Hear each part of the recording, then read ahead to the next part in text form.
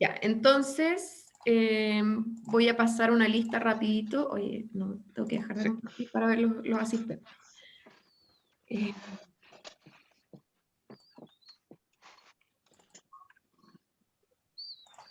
27 del 5. Ya. Bernardino Fuentes. Está entrando. Ya. Camila Kirlan. No ofreció excusa, yo la reemplazo hoy día. Ya. Felipe Tapia. Sí. Presente. Miriam Estivil. Presente. Carmen Elwin. Carlos No. Becerra. Hola, presente. Oye, había un problema para el ingreso, el link no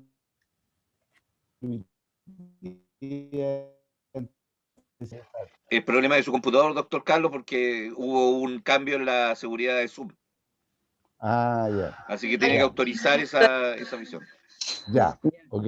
Buen dato, gracias. En los Oye, y hay una excusa de la doctora Elwin, por si acaso. Ya. La vi por ahí al paso. Ah, ya que yo no me puedo conectar a mi correo todavía. Está igual que Carlito, Ya. pero ya lo sube. Y Juan Cabello. Presente. Gloria Ramírez. Elizabeth Cabello. Y Jimena Barros. El doctor Vial que está presente conectado con el teléfono, pero está. Ah, ¿no lo mencioné? Sí, Pablo Vial. No, también porque está en la lista.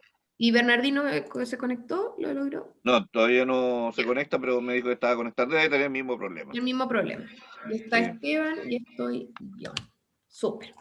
Entonces, pero tenemos quórum, así que... Bueno, les estaba mostrando, voy a compartir de nuevo pantalla, les estaba mostrando los resultados de la encuesta de las agrupaciones de pacientes que contestaron 20, ¿cuántos les había mencionado?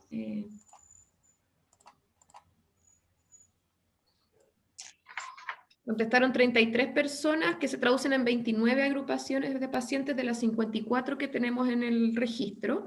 Algunas nos preguntaron que si podían contestar, por correo nos consultaron que a pesar de que sus patologías no estuvieran incorporadas en la ley, tenían que contestar igual, y nosotros les dijimos que sí, que contestaran, porque esto es como para futuro, o sea, para las que están, para las que podrían estar, para todos los problemas de salud de la ley Ricarte.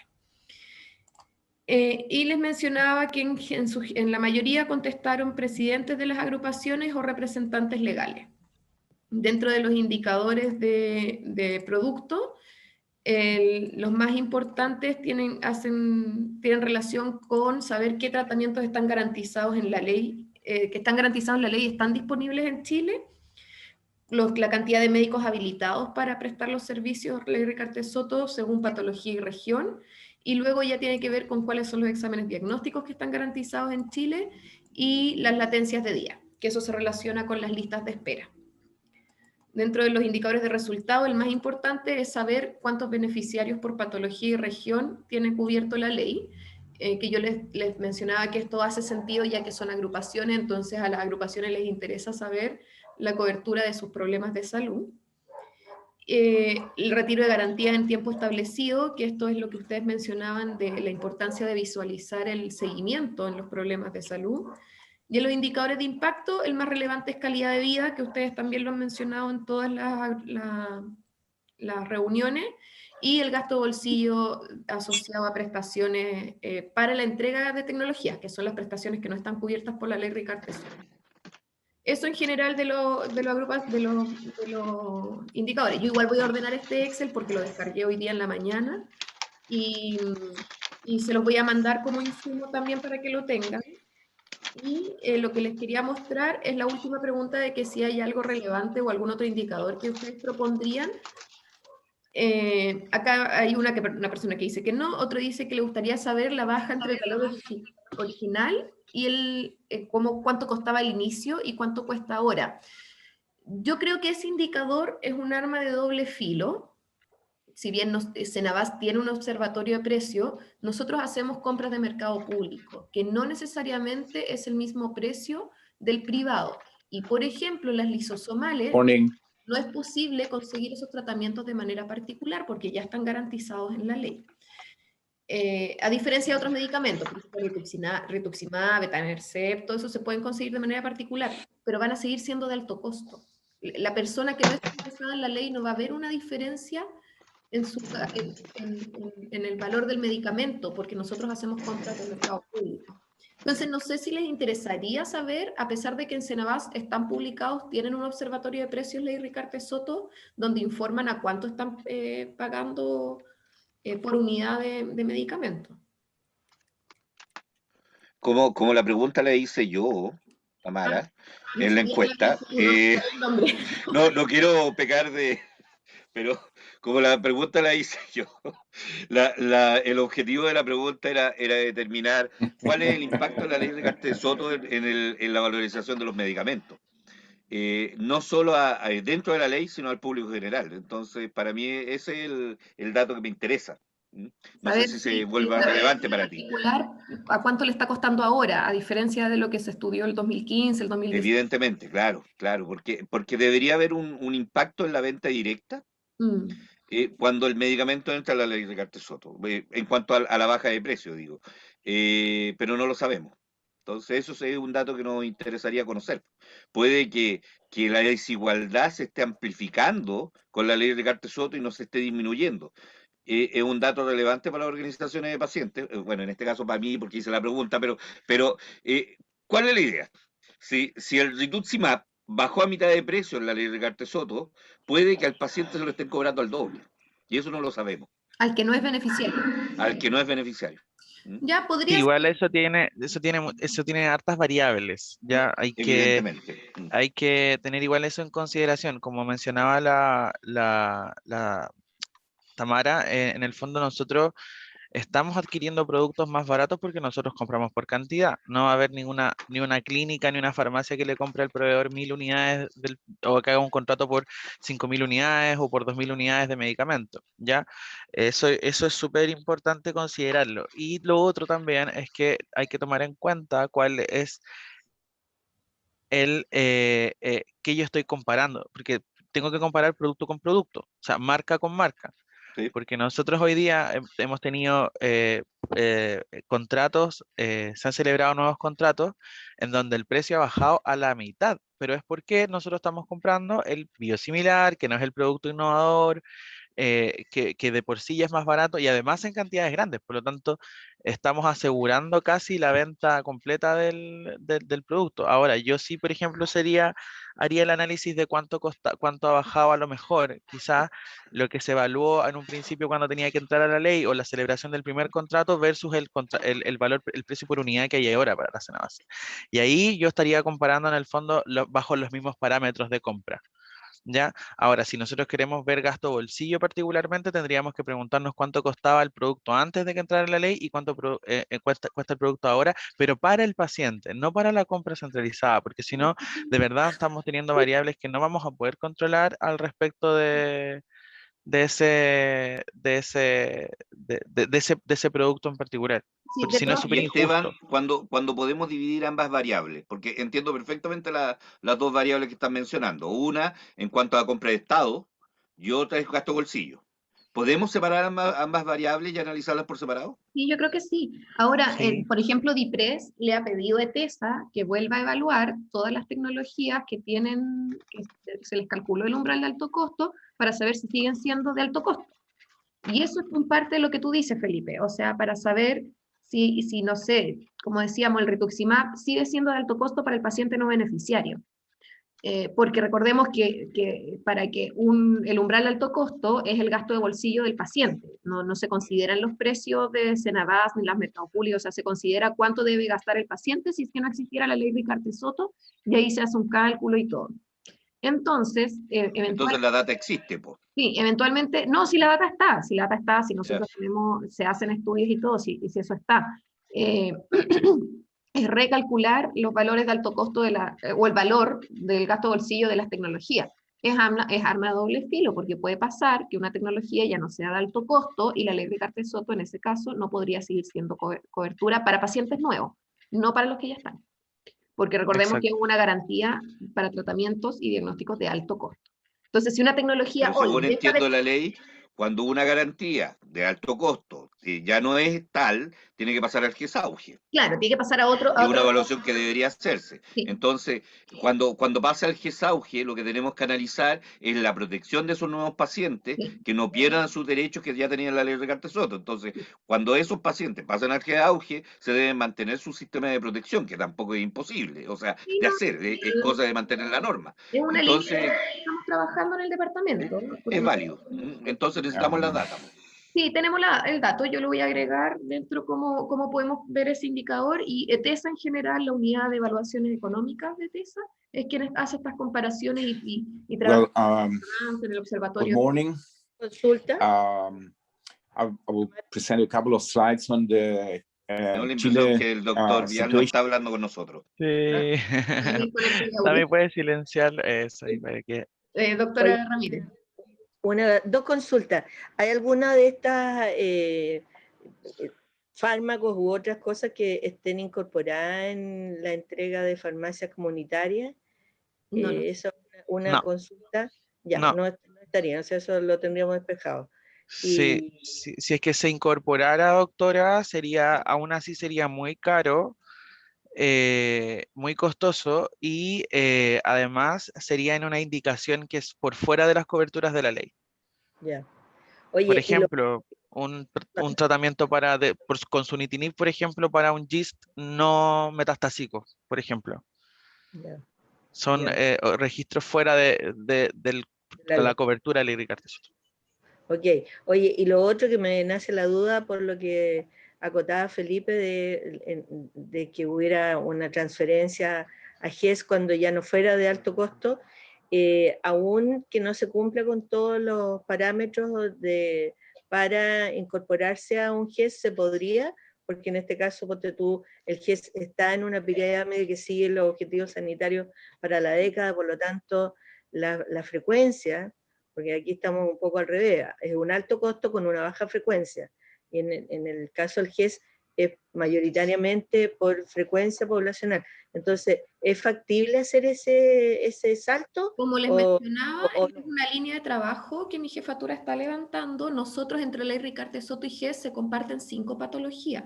Entonces podríamos hacer, por ejemplo, partir con estas 5 patologías que ya están cubiertas en GES, traspasar esas tecnologías a GES. Y después ver qué hacemos con estas otras patologías que no están cubiertas en GES y que tienen baja incidencia, que son enfermedades raras, pero es una línea de trabajo, porque jurídica ya nos respondió que sí se podría, pero se tienen que cumplir todos los procesos del GES, la priorización del GES, la evaluación del GES, o sea, no nos podemos saltar, no es como un traspaso directo, sino que las dos leyes tienen sus procesos normativos independientes y se tienen que cumplir igual. Pero de cierta forma, Hacienda igual nos dijo que no hay presupuesto, entonces en esta pasada no se van a poder traspasar a GES, pero sí queremos trabajar en el proceso y en el flujo para hacer ese traspaso, o sea, para ver, como dice Felipe, vamos a canastear estas prestaciones, van a tener copago, no van a tener copago, vamos a agregar las prestaciones asociadas, por ejemplo, para la entrega de las tecnologías, vamos a agregar otras, vamos a agregar los seguimientos, vamos a hacer una canasta solo de Ley Ricardo Soto, o sea, hay muchas cosas que ver. ¿Qué pasa con los pacientes de Fuerzas Armadas que no tienen prima GES? Yo entiendo, sí, no, entiendo la metodología que es perfectamente aplicable y se puede seguir el mismo flujo. Mi pregunta más de fondo y a mediano plazo es si esto implicaría una variable legislativa que no es ni GES ni Ricardo Soto, sino que una instancia legal que tuviéramos que crear como una tercera variable donde ya no se cumple lo de alto costo, tampoco podríamos ser idénticos al modelo GES, y esto sería una tercera variable, porque si eso implica una propuesta legislativa, hay que tomar las precauciones de que no salgamos en 10 años más con esa tercera, yo creo que no. Yo creo tercera que vía, por así sí, decirlo. yo creo que no. ¿Tamara? Estamos un segundo, Felipe. Yo creo que en general se está optando por no seguir fragmentando el sistema, sino porque haya un sistema único de salud. A eso se está apuntando. Entonces, yo creo que no habría una tercera variable legislativa, pero sí tenemos que tener todos estos resguardos en el caso de que se traspasaran garantías a GES. O sea, mejor pelear por la ley o el plan de seguridad universal como cobertura universal, digamos, que el Universal Health Coverage lo ha tomado varios países y muchos les interesa qué tan bien o qué tan mal le está yendo a Chile en esto. Así que no perdamos ese rol, porque te digo, esta fue una pregunta a Chile en la PEC, y les interesaba mucho los resultados, y ahí quedábamos un poco al debe entre el avance que teníamos en lo curativo versus lo preventivo. Fue una situación que a mí me tocó ir y discutirlo en la PEC que hubo en Vietnam, pero eso fue el 2017. Pero eso siempre son evidencias y decisiones que se toman muchas veces a más de 5 años plazo, lo cual sería interesante sondear un poco, porque a lo mejor podríamos hacer una propuesta que tenga asidero en más de un país, dado que estas cosas son de alto costo para cualquiera. Yo creo, doctora Ramírez, que la ley indica el traspaso, pero no indica cómo. Claro, claro. Entonces, si no, yo creo que es norma de reglamento, o sea, cambio de reglamento o formato nuevo de reglamento, más que generar una ley nueva, pero también la apoyo en que nosotros tenemos que caminar hacia la ley universal en salud, que la prevención sea el pilar fundamental, ¿no? Ahí hay una ventaja y una desventaja, porque el hecho de que cada decreto puede incorporar algunas mejoras, algunas variables que el decreto anterior no lo incluía, pero que eso ocurre cada 3 años, salvo que haya una decisión de la autoridad interperiodo, que también lo cubre la ley. Así que, de todas maneras, yo creo que vale la pena evaluar eso, como para, no sé, la fecha yo no podría definirse, pero a lo mejor una variable que pueden hacer antes de 5 años más. Uno de mis problemas son los avances tecnológicos, doctora Ramírez. Claro. El año pasado nosotros como agrupación presentamos 16 terapias, o sea, 17 tratamientos en total, y este año estamos presentando 29, perdón. Entonces, Felipe. sí, sí. ¿Y eso qué significa, Felipe, en términos de tecnología? ¿Te refieres a que hay que tocar la puerta a ANAMED y darnos una vuelta por esa vía, digamos, para la evaluación, no solamente desde el punto de vista económico, o del punto de vista de medicina basada en evidencia, que lo pueda hacer ETESA, pero también debe haber algunos elementos que son reglamentarios para el ingreso a nivel nacional? Hay algunas de esas. Yo no tengo la foto, digamos, de cuáles son las variables que hay que distinguir en cada una. O sea, yo creo que una de las preguntas de las organizaciones de pacientes que estoy viendo acá es interesante para analizar eso, porque nos preguntan cuántas patologías, cuántos medicamentos. Me perdí. El número de enfermedades no codifica. Yo creo que esa pregunta, además de las enfermedades raras que siempre están discutiendo por entrar al sistema, también está hablando de las tecnologías que existen. ¿Cuántas están entrando y cuántas están quedando afuera? Y la pregunta que nos hacemos todas las organizaciones de pacientes es, ¿por qué estamos quedando afuera?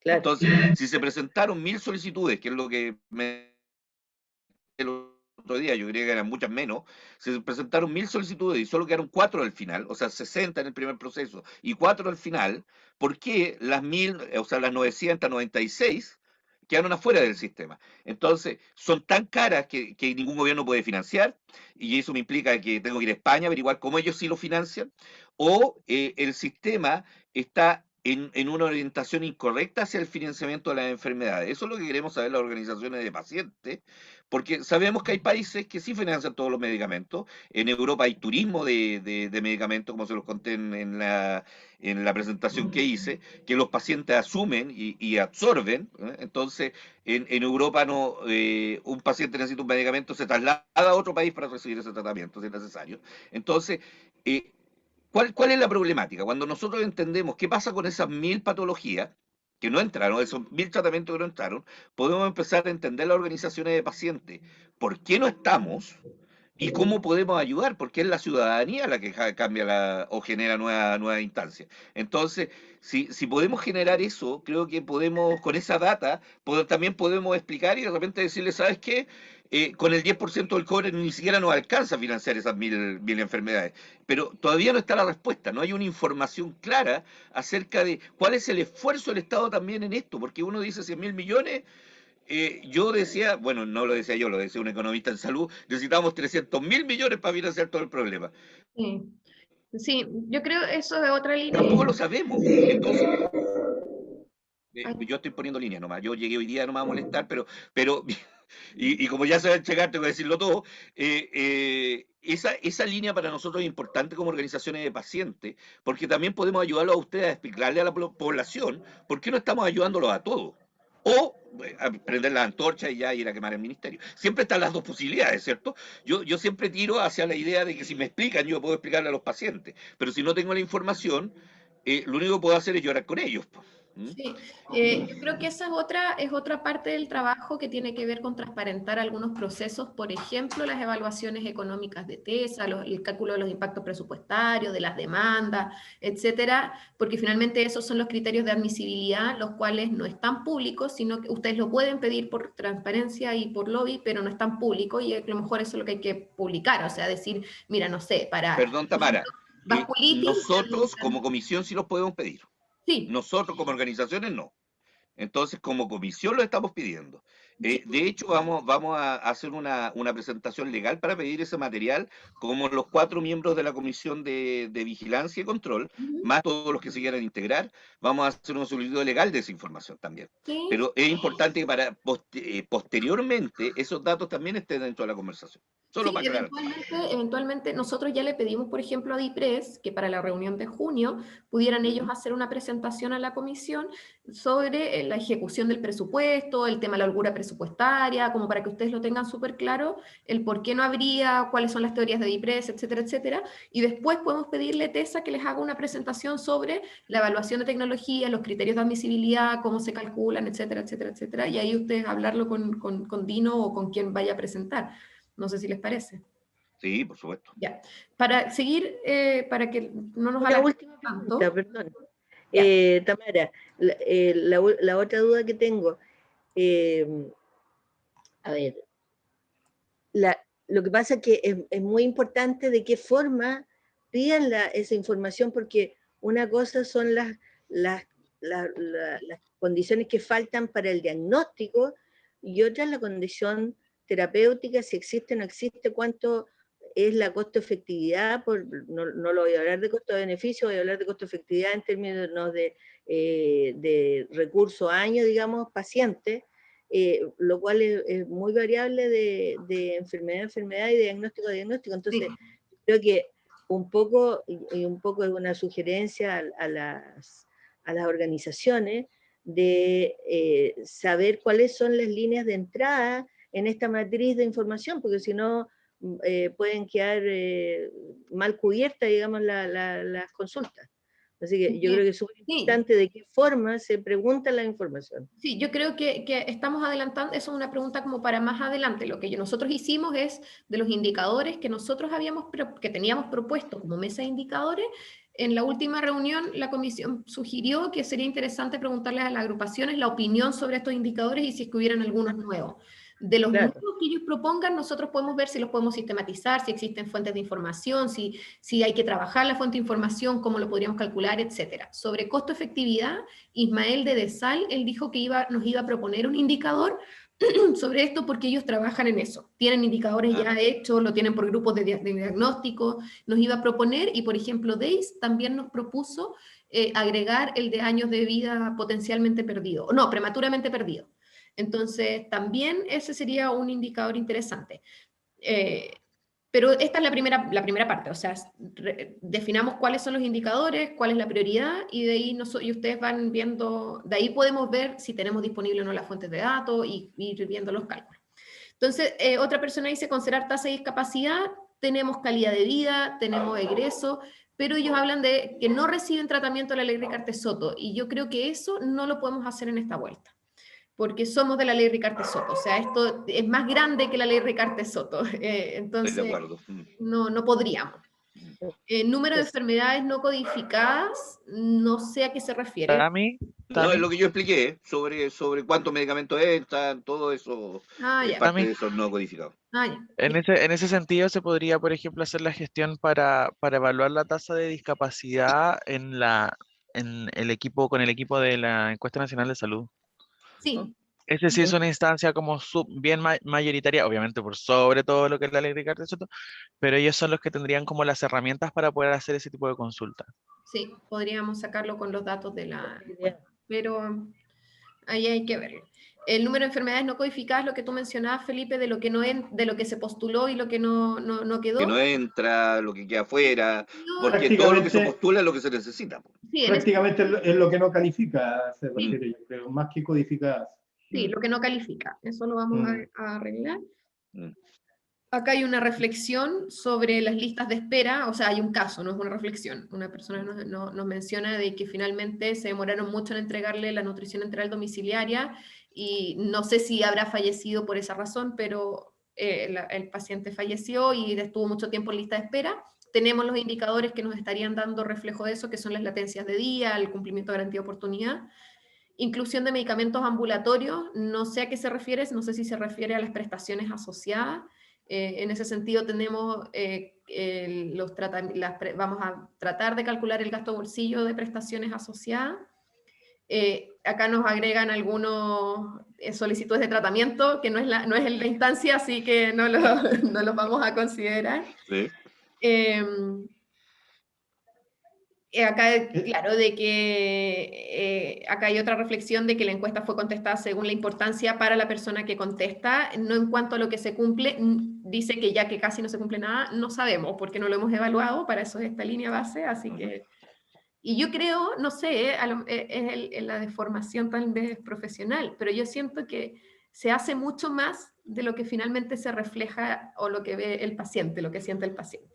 Yo también estoy de acuerdo contigo, Tamara, porque hay un problema de información, de cómo ustedes entregan la información. Digo en general, no tú, Tamara, ni Esteban, sino cómo se entrega la información y cómo se ponen cortapisos para llegar a la información. Entonces, cada vez que ustedes me dicen ley de transparencia, a mí se me cae la cabeza, porque sé que voy a conseguir una reunión al final, pero voy a conseguir una reunión en un mes más cuando ya el problema ya no lo tenga, o ya la resolución ya se haya concretado. Y la información, cuando llego a estas reuniones por ley de transparencia, es una reunión técnica, porque la persona se preparó técnicamente para esa reunión y me empieza a tirar un montón de informaciones, como me diría la doctora Ramírez o el doctor Cabello, sobre niveles de tratamiento, vial y cuánto dato técnico puedan encontrar, y yo voy a encontrar que la información es totalmente nula para mí. Entonces, una de las preguntas que yo hago en esta comisión es cómo bajo el nivel técnico de la información para que todo lo demás pueda entenderlo. En física hay especialistas que se convierten en doctores en el tema de cómo bajar la información científica al público general. Y escriben libros y hacen cosas maravillosas. Yo creo que es súper importante que nosotros, como especialistas, digo nosotros porque estoy en la comisión, es la única gracia que tengo, ¿cierto? Podamos bajar esa información a toda la gente. Y te puedo asegurar que los niveles de tensión bajan. O sea, porque deberían bajar una vez que la información esté. Claro, esa es la idea. Mira, yo creo que hemos avanzado, por ejemplo, que estemos publicando los videos de la comisión, que publiquemos las actas, que tengamos la página web que es mucho más amigable ahora, que nosotros ahora que queremos hacer el sistema de monitoreo. Todas esas cosas yo creo que van transparentando la información y vamos a tener más información. Yo creo que claro, como es tan jerárquico todo, nosotros lo tenemos súper claro, pero cuando uno ya llega a la línea base, ahí se nos pierde y se nos diluye la información, porque finalmente lo que necesita el paciente es que le solucionen el problema. No le interesa el cómo, no le interesa, es como ahora que se lo solucionen, y en eso nos demoramos. Pero pasa en todos lados y es una de las dificultades de estos sistemas tan fragmentados. Entonces, pero Tamara, lo que ustedes no visualizan, y los doctores tampoco, se lo digo directamente, es que las organizaciones de pacientes estamos llamados a eso. Somos un nuevo sistema de grupos de personas que podemos bajar o administrar la información mucho más rápida. En Argentina, yo les di el ejemplo de ALMA y otras organizaciones en Argentina que informan los efectos secundarios, algo que jamás se informaba en Argentina, excepto cuando eran muy graves. Ahora se informan todos los efectos secundarios y se puede tabular esa información. La llegada del reclamo, también ustedes pueden bajarla considerando las organizaciones de pacientes como partner y no como enemigos del sistema, que es lo que está haciendo esta comisión, de hecho, esta ley. Entonces, por ejemplo, si ustedes nos dicen, ustedes pueden reclamar directamente a la ventanilla de Esteban, no sé cuál es la ventanilla de Esteban, entonces estoy asumiendo, pueden reclamar directamente a la ventanilla de Esteban o ir a Maxivida para que hable con Esteban. ¿Qué crees que es más rápido? ¿Qué crees que es más eficiente? Y genera más confianza. Entonces, cuando nosotros generamos esos canales de confianza, baja la presión. Porque yo, al que he escuchado que va a la ventanilla de Esteban, es que es la ventanilla nomás. No hay una persona detrás, es un sistema frío, indoloro, que me hace firmar papeles. En cambio, si la organización de pacientes, las verdaderas organizaciones de pacientes, vuelvo a repetir, tienen contacto directo y tienen una conexión, bajan la tensión, porque entienden el proceso. Sí, es verdad. Pero para eso estamos con la comisión y tratar de hacer los canales un poquito más fluidos. Luego dice, en medición de efectos colaterales de tecnología sanitaria aprobada como costo económico versus calidad de vida, que tiene que ver con lo que mencionaba la doctora Ramírez, que estamos tratando de incorporar lo que tiene que ver con costo efectividad o algunas otras mediciones. Una agrupación pide ser parte, que la patología sea parte de la ley Ricartes-Soto. Esto no lo habíamos considerado, las consultas y respuestas realizadas a través de la ley de transparencia, en general está sistematizado, uno le puede pedir al departamento de la OIRS y a la ley de transparencia que nos entreguen esa información, así que a lo mejor sería no solo de los reclamos, sino también saber qué tipo de información solicitan. Sí, ahí sería necesario tipificar podríamos trabajar en la tipificación de la solicitud. Sí, transparentar el tipo de reclamo, eso está, es de los indicadores de producto, y mejorar la calidad de vida de paciente ante el acceso a tratamiento oportuno es el objetivo de la ley, o sea, es parte de mejorar, entonces está incorporado. Eso en cuanto al resultado, yo creo que hace sentido con lo que hemos presentado, hay dos indicadores que serían nuevos, que tiene que ver con la transparencia y tiene que ver con lo que tú mencionas, Felipe, del costo, si siguen siendo de alto costo, si no, cuánto ha cambiado el gasto de bolsillo de la tecnología, no de las prestaciones asociadas, que se pueden evaluar. Eso, no, esto no es este, y esta es la matriz de indicadores donde está, voy a cerrar las caras, no los veo, así que si quieren hablar tienen que gritar nomás. Y la idea es darle alguna importancia es darle la importancia de 1 a 3, 1 no importante, 3 muy importante, de lo indicador para la comisión. Entonces así nosotros después podemos organizarlo y mostrarles cuáles son los que están disponibles. Por ejemplo, el primer indicador es la ejecución presupuestaria, que esto si bien está en diferentes partes. Hay una parte que está en DIPRES, hay otra parte que está en FONASA, etcétera. Entonces la idea es como tener todos los indicadores en una sola parte. Esta disponibilidad de fuerte información es inmediata y nosotros proponemos que sea trimestral. De la importancia. Muy importante. ¿Cuál creen ustedes? De 1 a 3.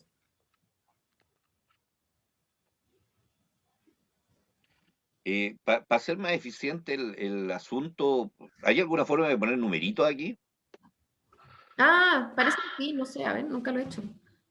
Yo tampoco. Denme un segundo, Esteban, espérame, dame un segundito, Martín. Sí, yo aprovecho de hacer un comentario respecto a lo que decía ahí Felipe. Ayer en un curso que organizamos de neurología infantil en Valparaíso hace ya 20 años, tuvimos 2 horas dedicadas precisamente a lo que estaban conversando.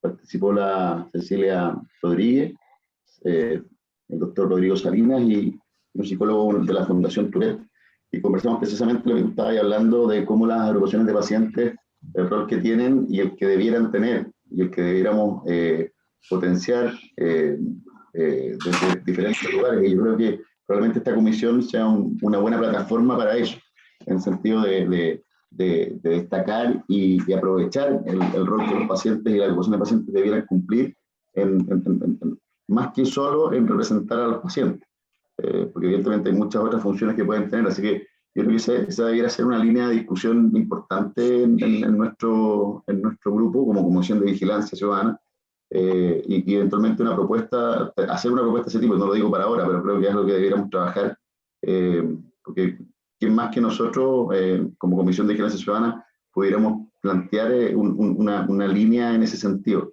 Así que yo creo que hay mucho que está escrito. Bueno, todos que aquí conocen a la Cecilia, ella tiene muy ¿cómo se llama?, conceptualizado todo el tema del paciente activo, el paciente experto, y creo que sería interesante sentarnos a discutir eso en otro momento, pero creo que es súper relevante eso. Tamara, Ahora no sí. sé si se acuerdan que en algún minuto, que fue un poco antes que Felipe hiciera su presentación, salió, les mencioné del rol que cumplía en la Cochrane Collaboration, la organización de pacientes, que hace ahí una muy buena dupla, uniendo la medicina basada en evidencia con la opinión de los pacientes, y ellos se incorporan en los mismos momentos que hay congresos anuales. Ellos tienen sus congresos, no son paralelos, esto fluye absolutamente, tanto expertos que van a compartir con las reuniones de las agrupaciones de pacientes, o al revés, pero lo importante es que ellos llevan una voz muy importante en cuál es el tipo de información que los pacientes o sus familiares requieren, y que muchas veces no está considerada en la primera prioridad de la investigación científica. Y eso ha dado un rol social súper importante a la evidencia, cosa que la evidencia no era para quedar encerrada entre cuatro paredes solamente del nivel científico médico, sino que abrirla al accionar de los pacientes, que con una mejor información obtienen también un mejor resultado y hacen la mejor pregunta. A veces la mejor pregunta no viene desde el mundo académico, a veces viene de una pregunta muy simple. A mí nunca se me va a olvidar un ejemplo no tan directo, pero que la genética forense nace no de la información de las universidades, sino que de una pregunta simple y llana de las mujeres de Plaza de Mayo, que dicen: oye, ¿y nuestra genética de abuela sirve para algo? Porque ellos andaban buscando a sus nietos. Y esa pregunta se la hacen a una tremenda doctorada en Estados Unidos, que ya falleció la doctora, pero es donde esa pequeña pregunta le hace la chispa para que nazca todo lo que se ha desarrollado en los últimos 20 años. Así que yo creo que, así como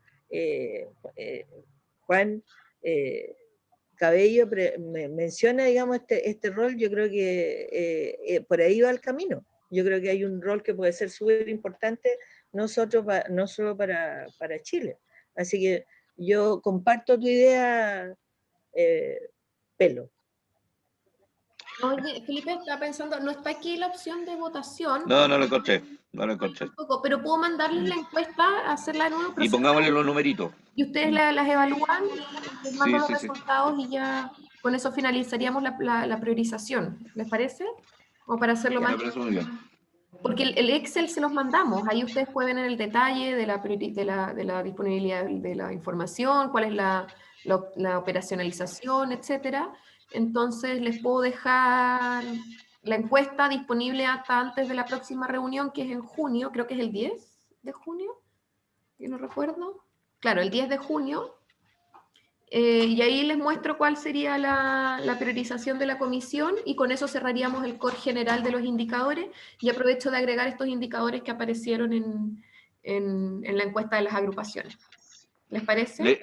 Sí, estamos totalmente de acuerdo. Ya. ¿Y les parece que agreguemos, ya que tenemos bastante presencia en la comisión, una reunión ordinaria o especial para hablar de la participación ciudadana de las organizaciones de pacientes en los procesos de salud? Invitamos a la Cecilia, invitamos a varios expertos, yo tengo varios expertos internacionales también.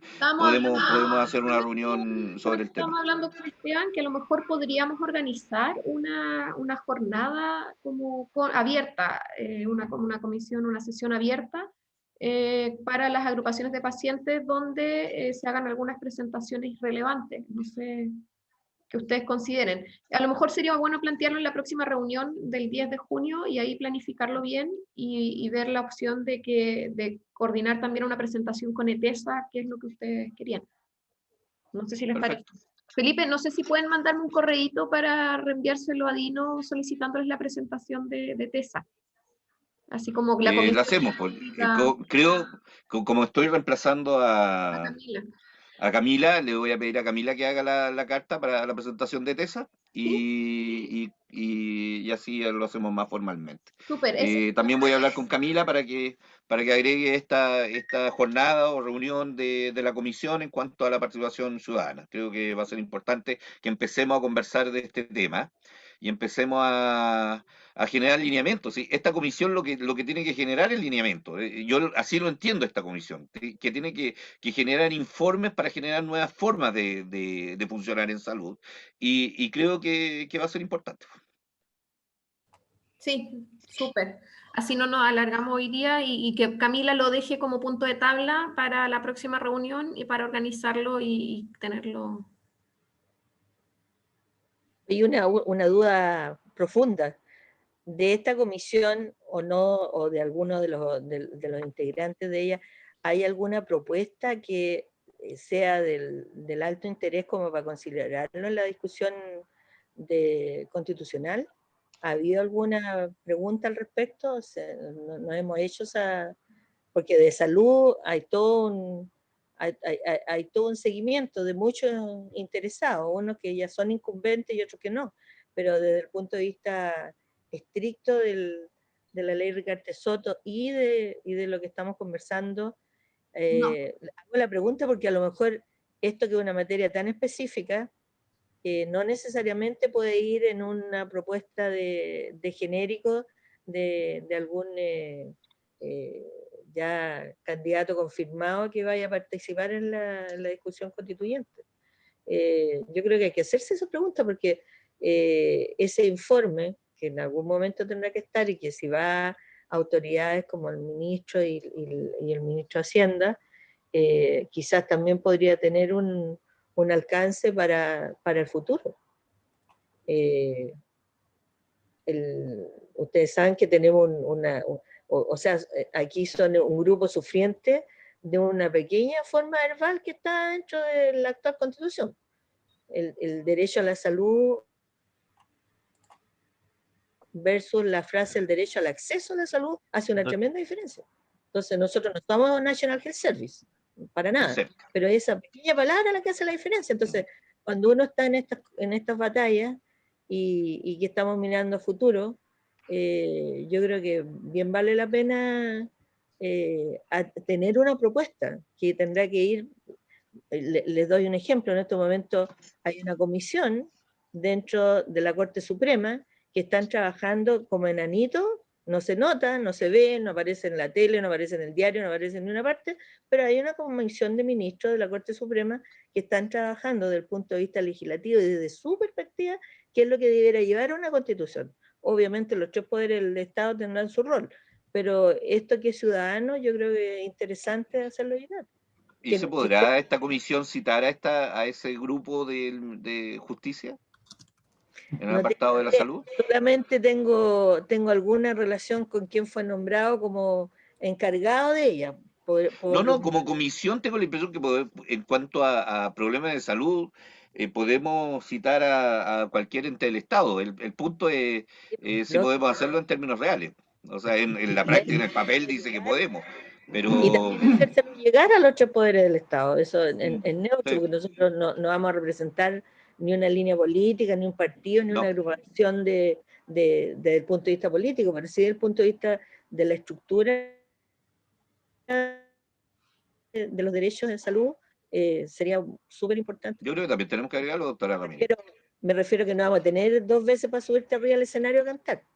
El periodo es corto y los convocados son pocos. Hay que aprovecharlo ahora. Yo quería hacer un comentario. Que ustedes lo hablen. Quería hacer un comentario con respecto a lo que está diciendo la doctora Ramírez. Deberíamos, primero, con el tema de qué es constitucional, eso es por fuera de todo el alcance que pudiera hacer esta mesa, ¿ya? Entonces ahí la instrucción es casi como vaya y júntese, las asesinas deben juntarse con sus constituyentes para ir peleando cuál va a ser la postura que va a tener como representante democráticamente electo. Con respecto al tema que está hablando la doctora Ramírez, con este grupo de trabajo que se está formando en la Corte Suprema, mi recomendación es que hoy día nosotros enfoquemos el trabajo de la comisión en preparar un informe robusto para presentar a fin de año como primer producto. Porque hemos visto que en algunas cosas hemos avanzado bastante, pero hay otras que no hemos avanzado tanto. Entonces, si nosotros hablamos de hacer una jornada, una actividad en conjunto con la sociedad civil, algo que sea abierto a todos quienes quieran participar, donde estemos nosotros informando cómo se hacen las cosas desde el nivel central, ustedes también muestren la participación, pudiéramos mostrar también el trabajo que está haciendo esta comisión, un trabajo que ha sido súper a dedo de cada uno de nosotros, principalmente de ustedes en el fondo, en temas que abarcan mucho más, o sea, hay mucho que presentar. Entonces, creo que deberíamos enfocar, desde mi punto de vista, el trabajo de la comisión en robustecer este informe, en terminar estas tareas, presentar un producto adecuado que le dé el peso necesario a esta comisión y que no lo vean como unas personas que en el fondo se juntaron una vez al mes a discutir estos temas, porque no es así.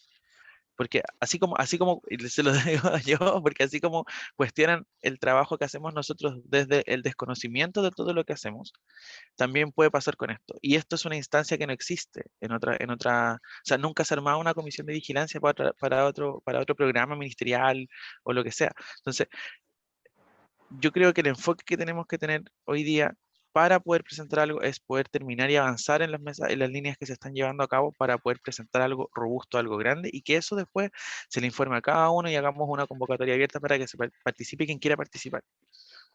Sobre todo porque aquí en esta mesa o en esta comisión hay mucha gente hay muchas asociaciones que no forman parte, ya asociaciones que son más pequeñas, asociaciones que a lo mejor son más nuevas. Entonces es súper importante darle el peso y eso se va a ver a través de el informe que se presenta a fin de año cuando digan, mira, esto es lo que hicimos. Llevamos un año trabajando en esto. Esteban, pero yo creo que hay una línea de base para lo que tú planteas, que son aquellas agrupaciones que estén inscritas en el registro del MinSal. A lo menos esas debieran ser las convocadas y que eso genere además un interés por las que nunca se han acercado a inscribirse. Pero ahí hay una cuota, digamos. O sea, yo creo que es importante transparentar no terminaríamos nunca, pues. Doctora Claro. Ramírez, yo creo que es importante transparentar algo. Nosotros como representantes de la sociedad civil, de las organizaciones de pacientes, los 4 que estamos acá, tenemos comunicación constante con todas las organizaciones de pacientes. Citamos una reunión hace una semana y vamos a seguir con el mismo proceso de informar lo que está haciendo esta comisión, o sea, nosotros como representantes de ellos. Así que la información está. Yo creo que esta comisión, como bien dice Esteban, es única. Yo todavía no encuentro, llevo harto tiempo estudiando, todavía no encuentro una comisión similar en el mundo, en donde una ley integre a las organizaciones de pacientes en el proceso de la ley. En eso estoy totalmente de acuerdo con Esteban acerca de la importancia de estas comisiones, de estas 2 comisiones que están en esta ley. Tal vez están al debe en un montón de cosas, pero nosotros podemos cambiarlas en generando el mismo informe que vamos a generar el informe a final de año. Pero eso no implica que esta comisión pueda hablar con todo el mundo y llenarse de información. Y creo que también eso es súper importante como comisión. O sea, si nosotros necesitamos saber qué está haciendo el Ministerio de Justicia, creo que es importante que esta comisión lo escuche. Porque así como escuchamos a FONASA, a la superintendencia y a todas las instituciones ligadas con la ley, creo que el problema judicial que se está produciendo de la judicialización de la salud también tenemos que escucharla. Y cuáles son las soluciones probables. Por eso encuentro toda la razón a usted, doctora Ramírez, de que podamos citar a todos los ingerentes en el proceso de salud actual. Y obviamente en la Constitución sería interesante saber qué es lo que busca la Constitución de la participación ciudadana. O sea, creo que todas son instancias relevantes y necesarias para esta comisión. Vamos a averiguar. Voy a averiguar y les puedo contar al paso en la próxima reunión, a ver si, porque tampoco es una cuestión de llegar y abrir, porque comprenderán que la Corte Suprema es un ente bastante cerrado, digamos, y probablemente mientras ellos no tengan su propuesta redonda, digamos, bien definida, y que la van a hacer llegar obviamente a la entidad principal, en este caso sería juntarse con los 3 poderes del Estado en el momento que se produzca antes de que se produzca la votación de salida de la nueva Constitución. Así que ahí hay una línea de tiempo, digamos, pero sin embargo, quizás sería muy bueno cruzar estas dos fronteras que casi no se tocan hasta cuando tú tenés un tremendo problema dentro del tribunal. Y que implica mucha plata.